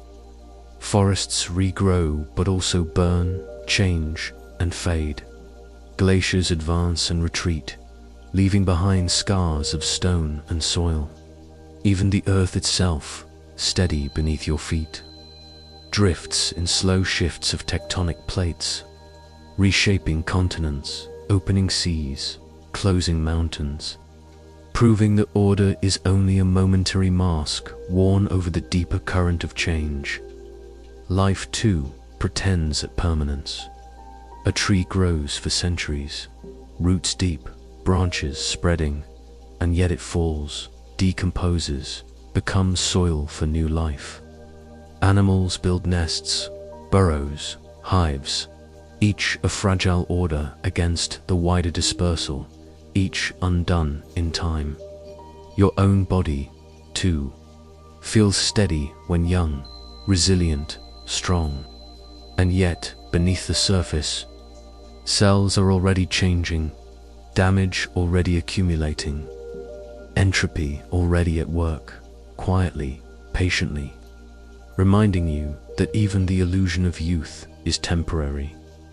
A borrowed order, a pause in the inevitable unfolding, and yet, the desire for permanence is deeply human. You write books, build monuments, preserve memories, record voices and images, as if to defy entropy, as if to create something that lasts beyond you. Religions build temples, nations raise flags, families pass down stories, each attempt to hold order, to anchor meaning in time.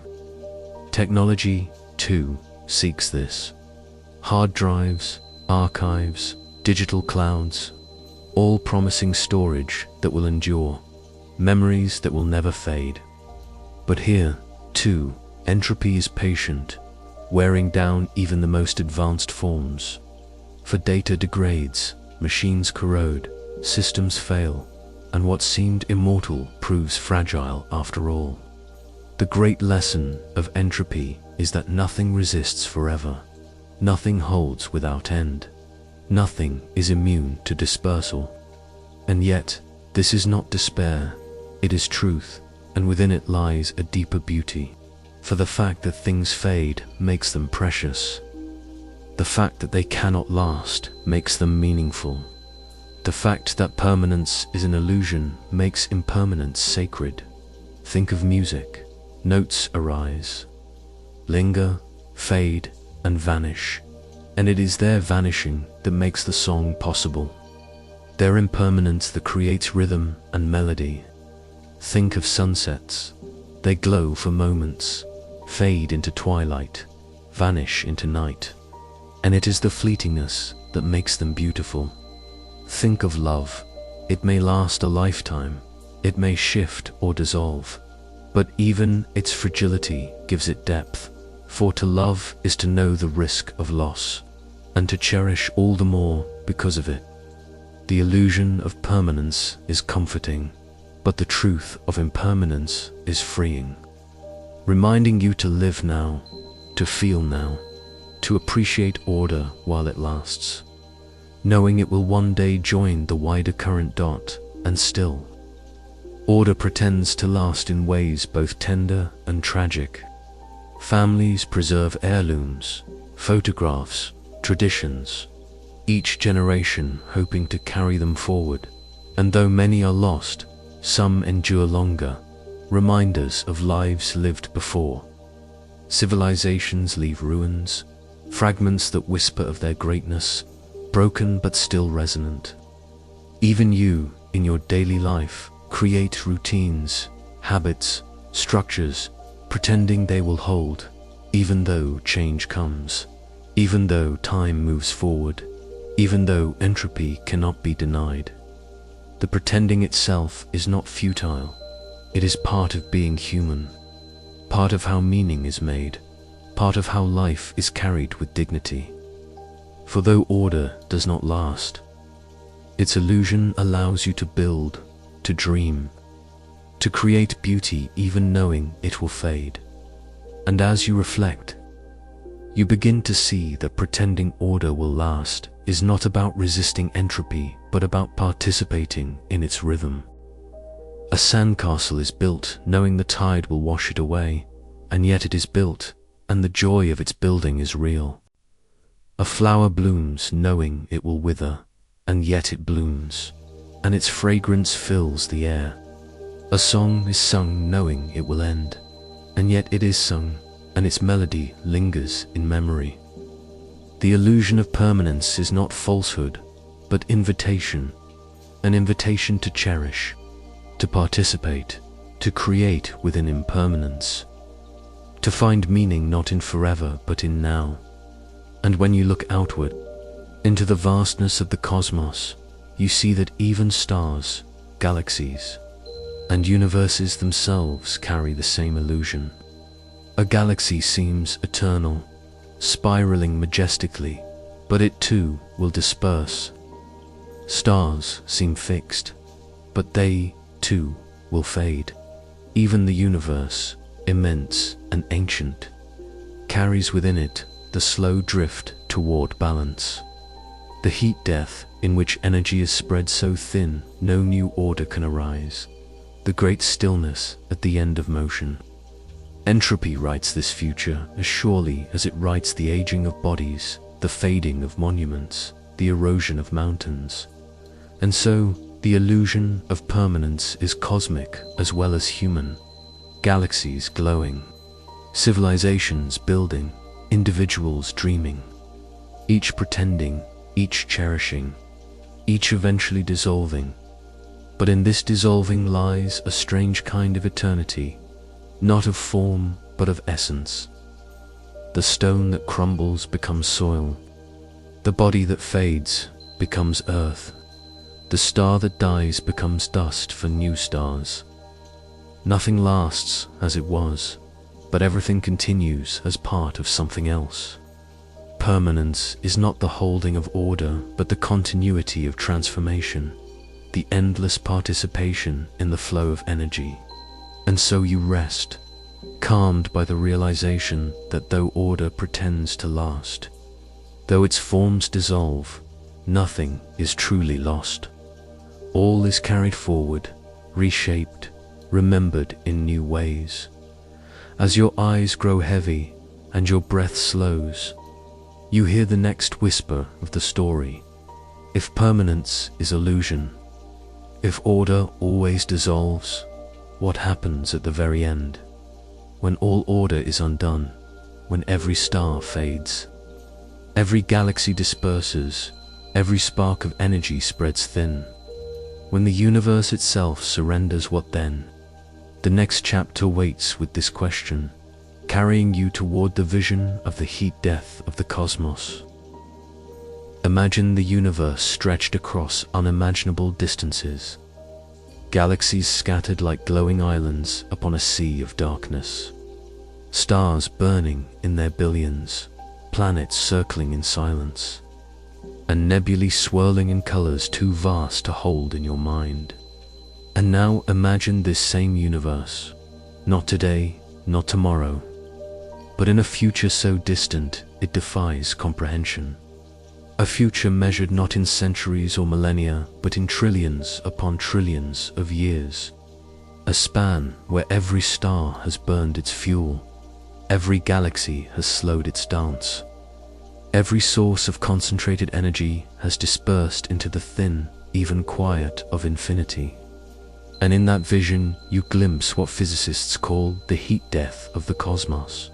Not a fiery end, not an explosion, not a sudden collapse, but a gentle, inevitable stillness. Entropy carried to its final limit, the slow dispersal of all order into balance, the great evening of existence. In this distant age, no star remains to shine, no sun too warm, no planet to cradle life, for all the fuel has been spent, all the heat dispersed, all gradients erased, and the universe becomes a vast and silent sea, not empty, for energy remains, but spread so evenly, so thinly, that no new structures can arise, no new fire can be lit, no new story can begin. It is the calm at the end of every flame, the stillness at the end of every song, the rest at the end of every breath. Entropy's quiet conclusion written across the cosmos itself. And yet, though the phrase heat death may sound cold, lonely, and final, it is not violent, it is not tragic.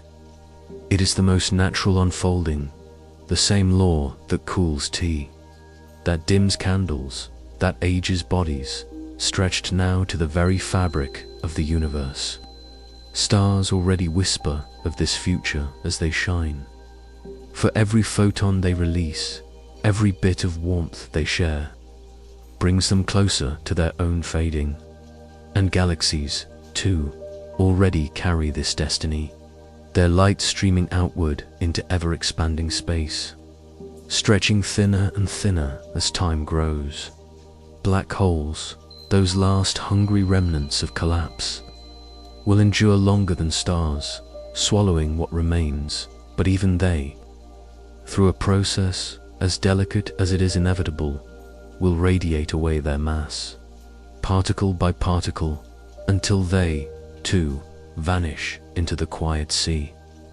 And when that long era has passed, only a faint glow will remain, a universe without heat or cold, without stars or shadows, without change, where entropy has reached its maximum, where balance is complete, where time itself has no arrow left to follow. For without gradients, without differences, there is nothing to measure, nothing to mark before from after. The universe will rest. But as you imagine this, do not let sorrow cloud the vision, for there is beauty in the inevitability. There is tenderness in the patience of such a journey. There is awe in the sheer scale of time. Consider that right now, stars burn, galaxies turn, planets live, and you, a fragile being on a small world, are able to witness, to reflect, to imagine the far future of all things. To know that the same law shaping your breath also shapes the destiny of the cosmos is to belong in the deepest sense. To be part of the story even as it unfolds across billions of years. The heat death is not an ending apart from you. It is the completion of the same rhythm you already live. Warmth dispersing, structures dissolving, order softening into rest. And perhaps, too, the idea of the heat death carries a strange comfort, for though civilizations fade, though stars dim, though your own life is brief, the universe is not erased in fire or catastrophe, but carried into stillness, into balance, into silence. Just as sleep gathers you at the end of the day, just as rest soothes you at the end of effort, so the cosmos will one day rest. Entropy not as an enemy, but as a lullaby sung across eternity. To imagine this is to imagine peace.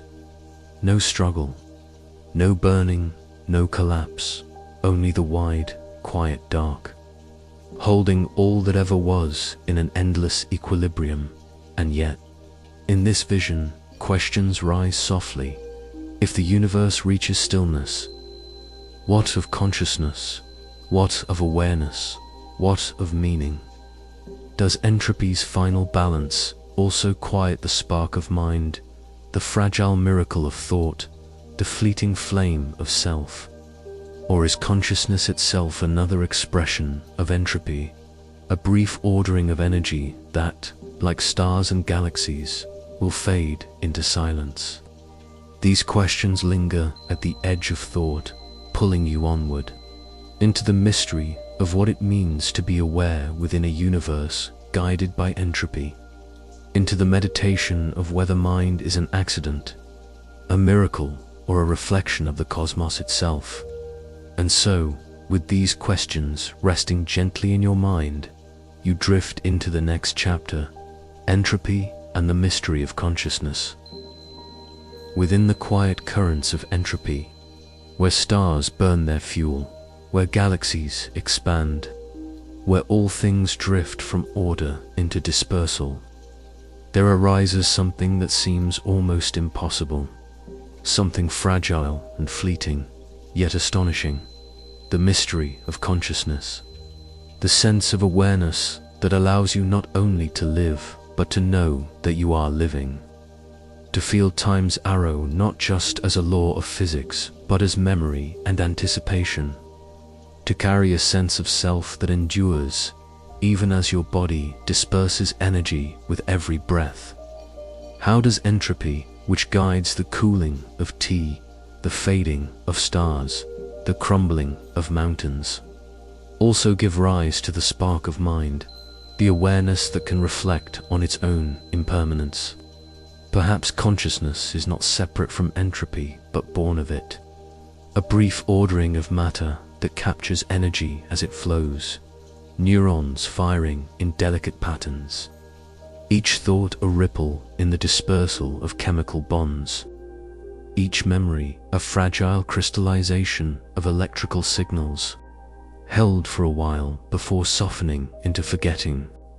Your brain is not outside the law, but its servant, a dense web of billions of neurons, each exchanging signals, each consuming energy, each producing heat, each following the second law. And yet together they form the experience of self, of awareness, of reflection. Entropy may seem like an enemy to order, but in truth it is the backdrop that makes consciousness possible. For without energy moving downhill, without gradients to be captured, no neuron could fire, no mind could awaken, no thought could flicker. Awareness is born in the tension between order and chaos, between holding and releasing, between stability and dispersal. And when you pause to reflect, you realize how fragile this awareness is. Sleep gathers you each night, consciousness dimming, fading into dreams, and though you awaken, the transition reminds you that awareness is not constant, not guaranteed, but a process sustained by energy, dependent on chemistry, woven into entropy's flow.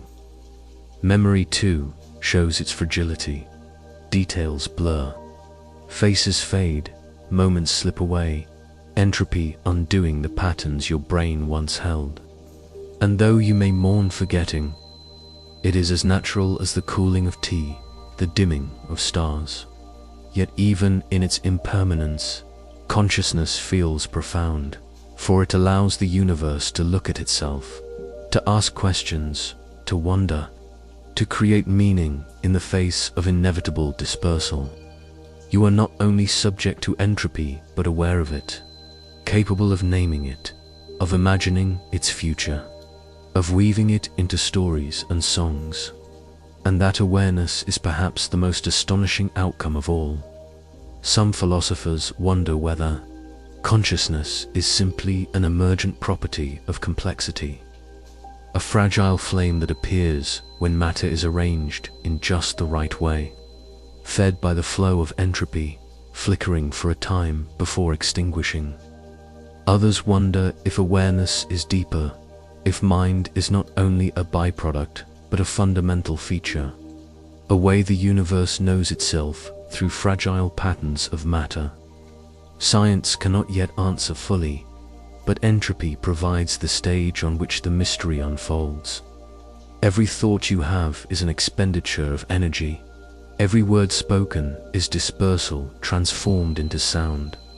Every act of imagination is heat and chemistry flowing through neurons. The laws that govern stars also govern minds. And yet the experience of self, of being here, of listening, feels immeasurably more delicate and intimate. You are both a product of entropy and a witness to it. And perhaps this is why consciousness feels mysterious. It straddles two worlds, the physical and the experiential, the law of physics and the sense of meaning. Entropy ensures that your mind is temporary, fragile, destined to fade. And yet, within that fragility lies depth, beauty, even transcendence. Awareness allows you to love, to mourn, to create art, to wonder at the stars, to imagine futures beyond your own life. Entropy disperses, but consciousness gathers those dispersals into stories, into symbols, into memories that shape identity.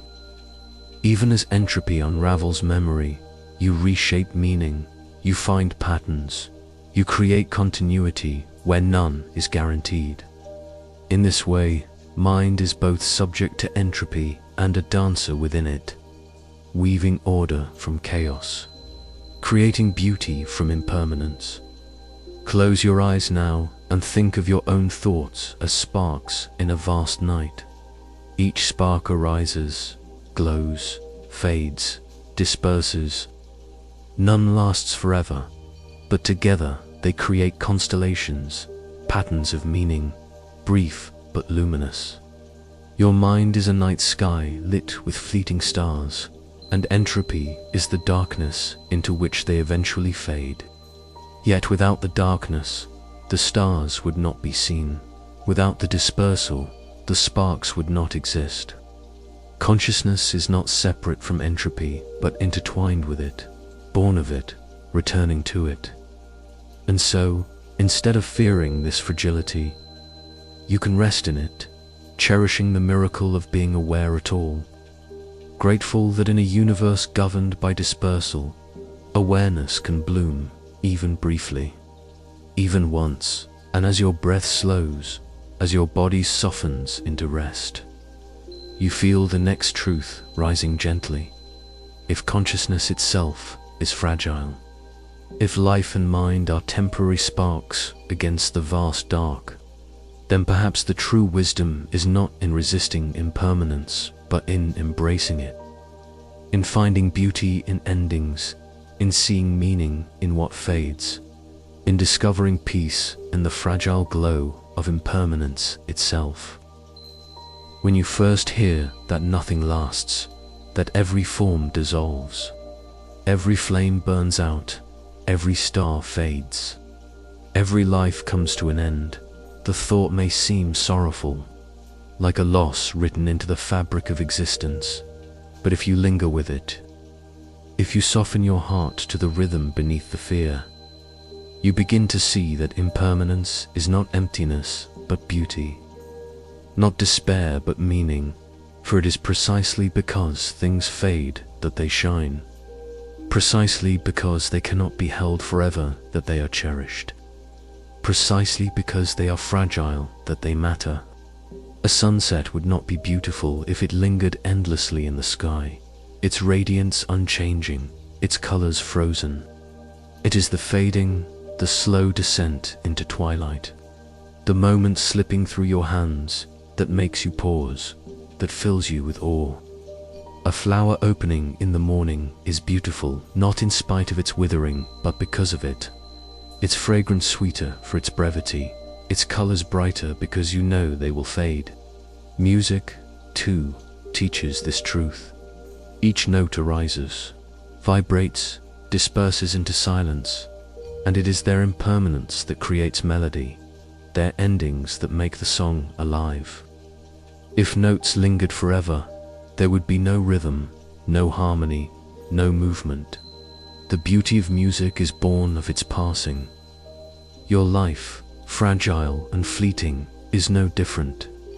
You are aware of time's arrow, aware that your body ages, that memories fade, that moments cannot be relived, and yet within that awareness comes the invitation to savor, to cherish, to love more deeply because you cannot hold forever. A moment with someone you love, a shared laugh, a touch of the hand, is precious because it passes. A child grows, a parent ages, friends come and go, and though impermanence may ache in your chest, it also deepens your gratitude, sharpens your awareness, teaches you to live here, now, fully. If life were endless, perhaps you would drift in indifference. But because it is fragile, every day is luminous, every breath a gift, every connection sacred. Impermanence is not cruelty but intimacy, reminding you that all things are borrowed. That meaning is found not in holding but in appreciating, not in permanence but in presence. Nature teaches this again and again.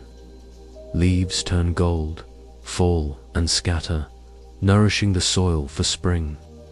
Waves rise, crest and vanish, yet the sea is eternal in its change. Clouds gather, darken, release rain, and dissolve into blue, each form temporary, each transformation beautiful. Even mountains, which seem eternal, rise and erode, their grandeur precious because it will not last unchanged. The cycles of nature are lessons in invitations to see that beauty does not require forever, that value does not demand permanence, that endings are part of the poetry. Science, too, whispers the same truth. Stars burn their fuel and fade, but in fading they scatter elements that become new worlds, new life, new awareness. Crystals dissolve, dust scatters, but from dust new structures form. Entropy undoes, but in undoing it reshapes. In dispersing it creates the conditions for novelty. Even consciousness, fragile and fleeting, is beautiful not because it endures forever, but because it flares for a time. Aware of itself, aware of the universe, capable of wonder. To be alive, to be aware, even briefly, is to be part of the most delicate and astonishing of miracles. And so, finding beauty in impermanence is not denial of entropy, but acceptance of it. A shift of vision from clinging to celebrating, from resisting to embracing. You learn to see that endings are not failures, but transformations. That loss is not erasure, but continuation in another form. The flower wilts, but its petals enrich the soil. The flame dies, but its warmth lingers in the air. A loved one passes, but their essence remains in memory, in influence. In the molecules of the earth, impermanence is not absence. It is movement, participation in the flow of energy and matter. To find beauty in impermanence is to rest in this flow. To see life not as something slipping away, but as something endlessly transforming. Close your eyes and picture your own life as a string of lanterns glowing softly in the night. Each lantern burns for a time, flickering, casting light, and then it goes out. But the path remains illuminated, memory carrying the glow onward. You are not diminished by you are made luminous by it, your presence meaningful precisely because it will not last forever. And as you soften into this truth, as you let the calm of it settle in your heart, you feel the next chapter calling, the gentle conclusion of this journey. The reminder that after all the dispersals, after all the transformations, after all the endings and beginnings, there is silence waiting. A silence not of loss, but of peace. A gentle return to quiet, where entropy carries all things into rest. And you drift toward that final meditation now, the gentle return to silence. At the end of every story, at the close of every cycle, there is silence. Not the silence of emptiness, but the silence of peace, of rest, of completion.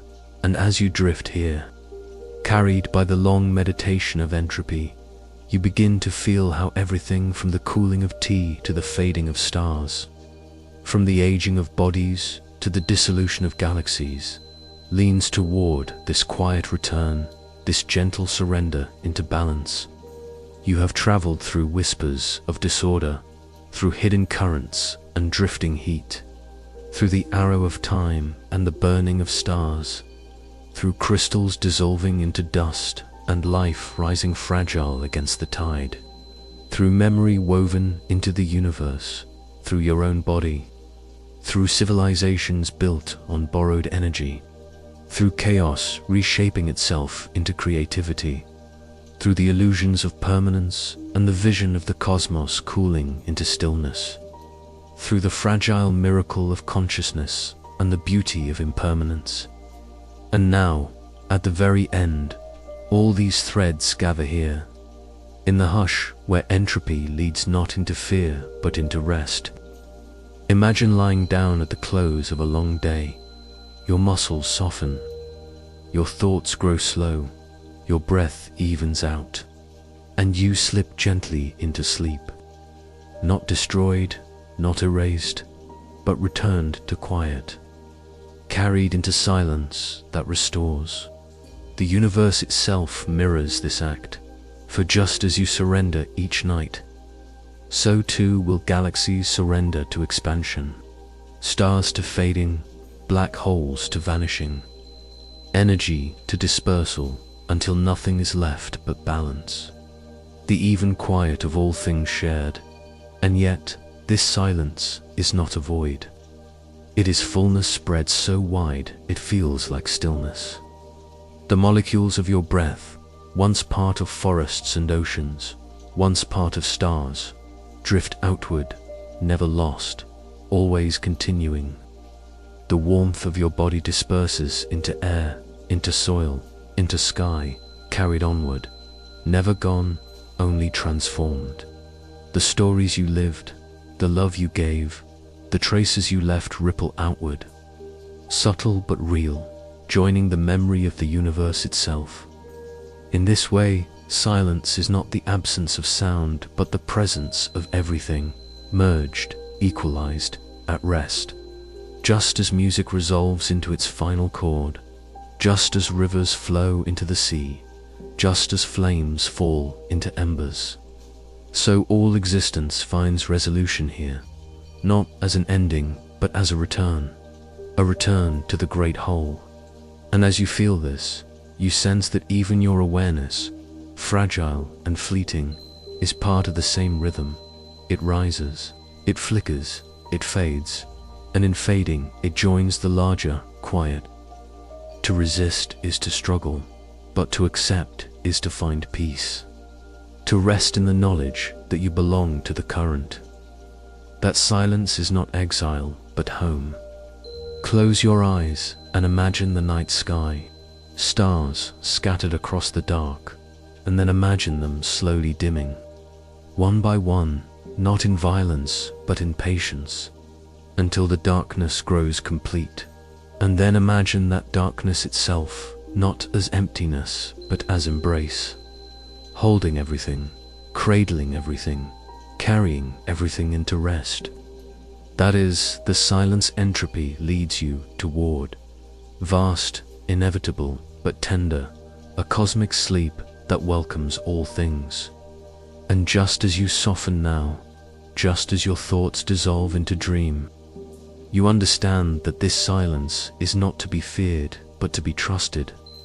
For it is the same silence that greets you each night, the same quiet that follows every song, the same peace that follows every breath. Entropy is not only the law of dispersal, it is the law of rest, the law of return, the law of gentle endings. And so you drift, carried like a leaf on the surface of a great still sea, floating without resistance, weightless, safe, part of something vast and endless. The story does not end. It returns to silence, and in silence, it continues.